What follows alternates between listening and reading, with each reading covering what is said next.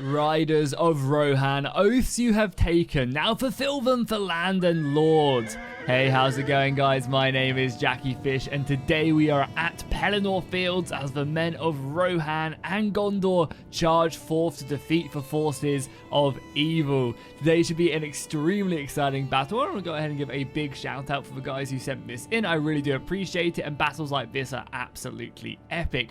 We also do have the final scenario battle. I'm still waiting on the guys to go ahead and finish that one up and send it in. So if you have been enjoying the epic story-driven scenario battles where consequences go ahead and lead on from every single battle, then make sure you go ahead and drop a like. Let me know that you want to see more Rise of Mordor on the channel, and let's dive into this one. So over on the left hand side we do have the forces of Rohan. Obviously they're going to be very cavalry focused. A lot of the we obviously got King Theoden himself here leading the charge, and you can see that, but also obviously a lot of the Riders of Rohan and other very much elite cavalry units, which will obviously, clash in against the front lines of Mordor.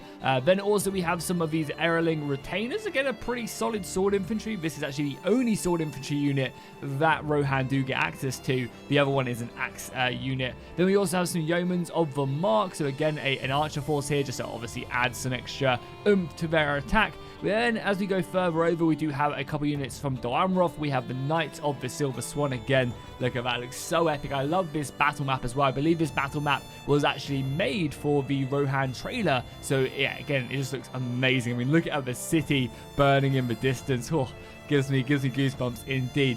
Gondor obviously going to consist of a lot of their heavier infantry. We've got some of the men-at-arms from around the fiefs of Gondor. We have some Fountain Guard here who have left the actual burning tree and have come down to fight some Pelegrin Marines as well. And then we have another Gondorian army down on this right hand side with another unit of Knights of the Silver Swan, another Fountain Guard, and a couple other units. Over on the far extreme side of the battlefield, we have the brand new Harad infantry. These guys recently came out in the new patch, so looking absolutely awesome. We also have the baby Mumakil as well, so if you guys haven't seen the most recent update, we don't have full-on elephants quite yet. The Mumakil are on the way. It's just all their animators are working heavily on getting the trolls working and getting them with all these crisp looking amazing animations. So when that's done, we're going to move on and make the full-on scale Mumakil, which will just be epic. But as you can see, a lot of this kind of standardized Haradrim swordsmen. We have some of the elite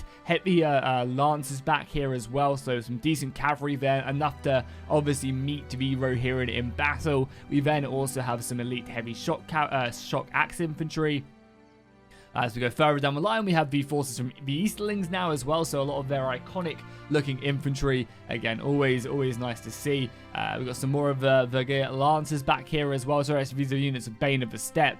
Again, very nice from the Haradrim and the Easterlings. And then on the extreme right flank, of course, we have to have the forces of Mordor. I mean, again, you just cannot have one. Again, I can never get sick of these orc models. They look so good. I mean, just look how happy he looks. He's just happy to be killing humans. And I mean, what's not to love from that beautiful face? We also have a unit of chariots over here as well, which did just take a volley fire there from some of the archers. They're going to get out of that. They're not really taking much damage whatsoever.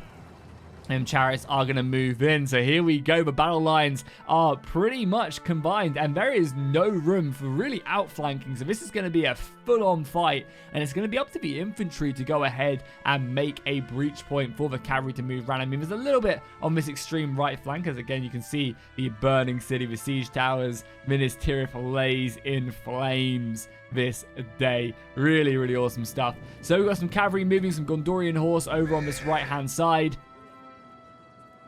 And they're going to be looking to obviously try and find their way. We also have this trebuchet back here as well, which can basically shoot map wide. You can't move it once it's set up, once you deploy it. So you really have to throw it forward and just hope for the best. So this thing is out here shooting off. Again, not going to be doing much damage, but if it can try and get a hit off onto the elephants, and that's probably what, why the elephants are sitting so far back, is because they don't want that to happen. So right now we have some of the Blackroot Vale archers. So again, men of Gondor from the surrounding areas, not necessarily from Minas Tirith themselves here. The banners have been called. and they're just going to be firing off a few more volleys. There's a lot more of the infantry maneuver around. The artillery is bombarding and actually getting a direct hit there into the Uruk archers, who are returning fire against the Rohirrim. But again, they'll be forming up a pretty dense shield wall. As you can see, that shield wall holding firm there. A lot of the arrows not quite finding their mark. However, they are hitting the yeomans of the mark back here.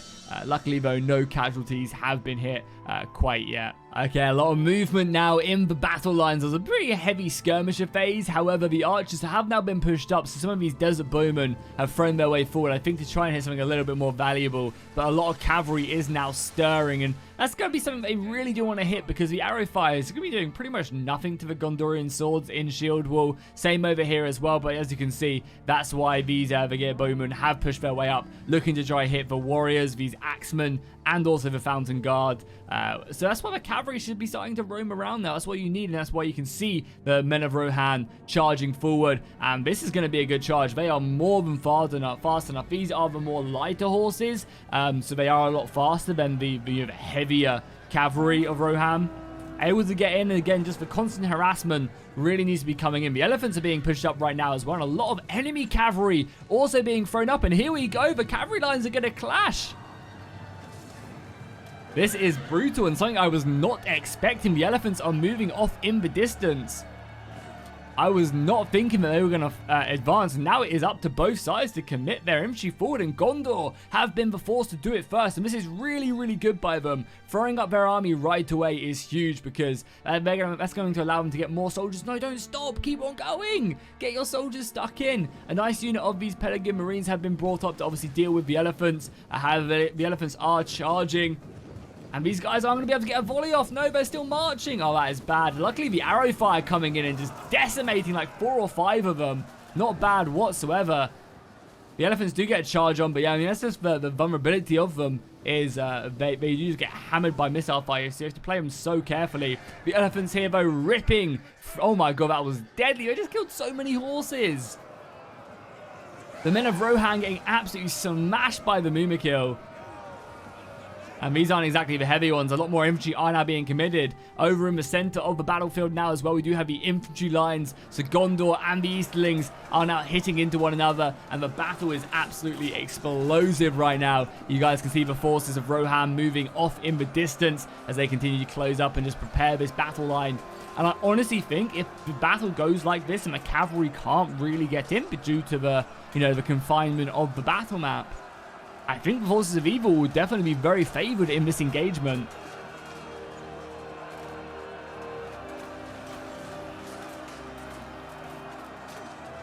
We'll obviously have to take a nice little bird's eye view so we can see more elephants being pushed up. But again, these Mumakil are being hammered by arrow fire. The general, oh my god, the Knights of the Silver Swan general being thrown in. However, he is being swamped and he needs reinforcements ASAP. Cavalry from Gondor are breaking as more and more of the servants of the eye now being committed. We also have a unit of Mumakil over on this right hand side who have quite nicely committed themselves in, and this is perfect. However, obviously this unit of Pelegrin Marines is about to end their day. As you guys know, in Total War, javelins massacre elephants, and it's not even close. So having units set up like this is going to be very, very good.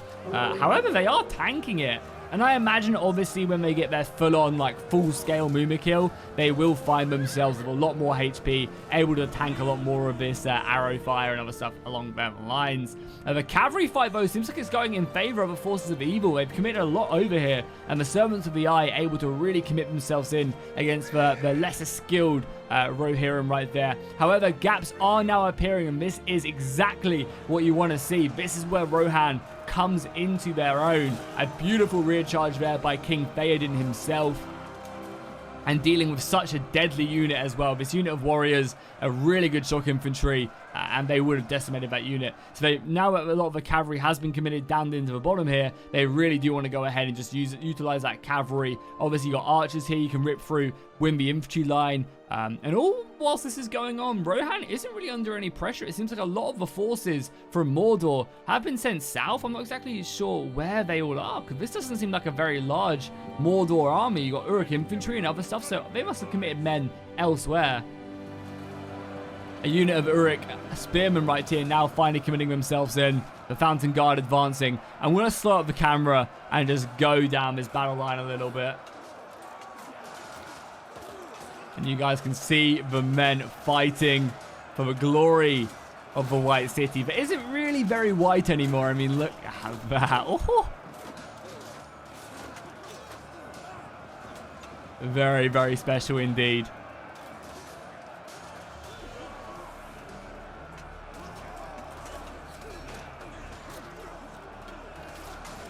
And the battle is really going to come down to who wins this right-hand side, because it seems like this is the side that's going to determine it. Beautiful cavalry charge right there, right into the back by the Servants of the Eye. However, they are being hammered by arrow fire as they do. The right flank as well, another good cavalry charge here as the men of Gondor come up. Nice little outflank right there. The chariots moving in and doing a number onto these axemen. Oh, a general unit just went down as well. Whose general was it? The enemy general, so the Bane of the Steppe general. So I think that's the Easterling general actually being slain. He's obviously going to send shockwaves throughout the Easterling army. But is it going to be enough to break them? Yeah, and exactly, you can see that general going has actually done a number right there. 4 units are all on red morale right now. So this is a perfect opportunity for Gondor to crack open the center. And you can see Rohan knows it. They're playing very defensively, almost just backing up from this flank, really trying to slow them up as much as they can. Because Gondor, yeah, are about to come flying through here. And then they can obviously wrap around, reinforce these other positions. The right-hand side is going pretty well for the Harad. We're actually obviously seeing the Haradrian chariots getting stuck in as well. And obviously you want to keep these guys on the move. You do not want to slow them down. When they get slowed down, they've basically just been giving a death sentence. Also, you guys can see some of the new Haradrian as well. I don't think we've got any of the Black Numenorians in the Harad army though today.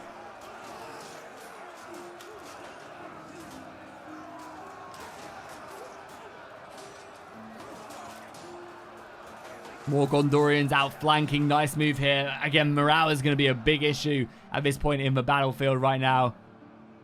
And has that center. That center is still holding. They just need one thing. I think, honestly, this cavalry, Theoden needs to come around here. And just like one rear charge would mass out this entire back line. That would be so big. Or send Theoden in here and try and break the Witch King. Oh, yes, you have the Witch King as well. Yeah, he has his own custom model. He isn't obviously dead yet. There's one of the generals going down. I guess we'll see who that is. Probably the Gondorian. Yeah, one of the Gondorian generals being caught out. And that's, again, going to be pretty bad. That frees up a lot of that horse to then come around. This cavalry needs to get utilized. I just want to see the Witch King really quickly. If we can find him. We'll actually go ahead and just pause the battle. Because he'll be... Yeah, there he is. There's the Witch King. Unfortunately, not on a Nazgul. But maybe one day he will be on that Nazgul.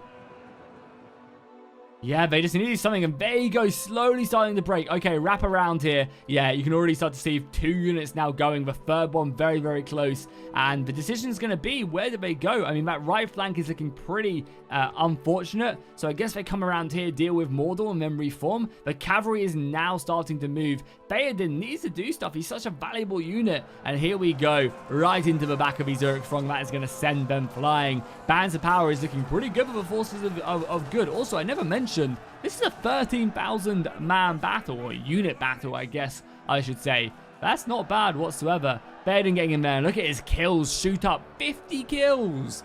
I'm pretty sure that was just from that charge as well. Absolutely destroying the Uruks. More archers as well. The yeomans of the Mark having to earn their keep.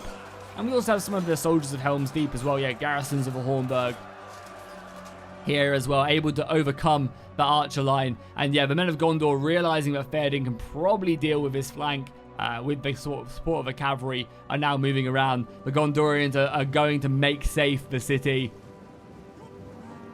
They'll try their best. They are up against some obviously pretty strong units. But the Knights of the Silver Swan really able to commit themselves in. And obviously we also have a unit of Rohirrim here as well. And I think the artillery is still firing. The support of Rohan as well being on this flank is going to be huge, just giving them that little advantage. And I think the battle is looking very, very good at this point. Yeah, the infantry, the sheer massive infantry, the Umber Usurpers are going to be fighting, and this is one of the Black Numenorian units. Yeah, this is one of the Black Numenorian units. But unfortunately that general goes. And yeah, the entire Haradrim army breaks, and the city is safe. I love to see it. Theoden now moving in, obviously trying to revert what happens in the movies, and obviously kill the Witch King. A nice little charge here onto the guards of the Teeth. However, charging halberds head on, not the best in the world, and Theoden might still find himself an irreversible fate. I mean, I think he just survived. Oh yeah, he just got out of there. That was very, very lucky. There you go. Rest of the orcs break, and yeah, Forces of Good claiming a pretty solid victory. I mean, they have how many soldiers left? 2.8 thousand men is not bad whatsoever. And there you go, a Pyrrhic victory. Very nice indeed. I want to take a look at the kills though, see exactly who racked up the most. Theoden, considering he was committed pretty late to the battle, getting 174, not so bad. The rest of the Rohirrim not doing anything crazy, and honestly, the archers did very good. And also the frontline infantry, not bad at all. At the top, we have the Gondorians, again, the javelins doing pretty decent, and yeah, the Knights of the Silver Swan, such a heavy cavalry unit. And over on this side, the artillery actually got 155 kills, definitely paid for itself. And the Gondorian swords just doing a great job. Over on the sides of evil, we have a nice little setup here. 100 kills, 88 kills. So again, always keep in mind that the unit numbers are so vastly different. So the army killing the Uruks, for example, they have 200 men in a unit compared to the 100 in the Forces of Good. So just keep that in mind, that kills are going to be a little bit skewed depending on the faction you play. But still, 132 right here. Not bad. And the chariot is doing work as well. Always good to see it, especially like that. Obviously, we have Servants of the Eye with 200 kills. And then finally, the Mumakil, one of them did really well, 145. The rest just not able to really commit themselves in. And then finally, the Black Numenorians, 137. So hopefully you guys enjoyed this battle. If you did, drop a like and a comment down below. And I'll see you guys in the next one.